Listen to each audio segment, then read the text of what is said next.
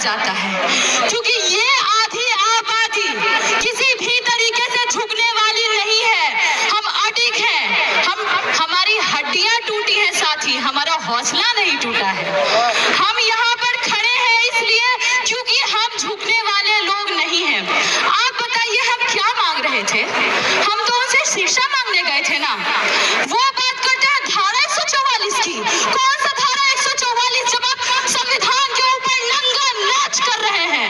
हम गरीबों को शिक्षा से रोक रहे हैं, हमें पढ़ने से रोक रहे हैं। शिक्षा ही तो मांगने गए थे हम लोग, उसके लिए हमें पीटा गया।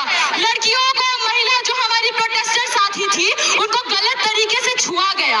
और आप न्याय की बात करते हैं, आप संविधान की बात करते हैं, आप आरक्षण पर अटैक कर रहे हैं। इससे जो भागवत जी कहते हैं आरक्षण की समीक्षा करेंगे, आप अपने पार्टी के लोगों की समीक्षा क्यों नहीं करते जो बलात्कार में लिप्त हैं? हम पर समीक्षा करेंगे, हमारे आरक्षण की समीक्षा करेंगे।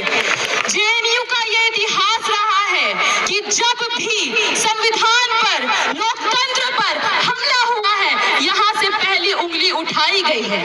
ये डरते हैं हमारी आवाज से, ये उस आवाज को दबा देना चाहते हैं जो इनके खिलाफ उठती है, ये उस उंगली को काट देना चाहते हैं जो इनके खिलाफ खड़ी होती है। इस पैरों को ये तोड़ दे करके अपने कदमों में गिरा देना चाहता है। आज पूरा भारत इनको दंडवत प्रणाम कर रहा है, लेकिन जेएनयू इनके सामने सीना तान कर खड़ा है, क्योंकि ये हमारी रिवायत है। हम कभी किसी के सामने झुके नहीं हैं। और जिंदा कौमें 5 साल का इंतजार नहीं करती, और हम 5 साल का इंतजार नहीं करेंगे। अगर आप जगदेव बाबू की बात करें, उन्होंने कहा था पहली पीढ़ी के लोग मारे जाएंगे, दूसरी पीढ़ी के लोग जेल जाएंगे और तीसरी पीढ़ी के लोग राज करेंगे।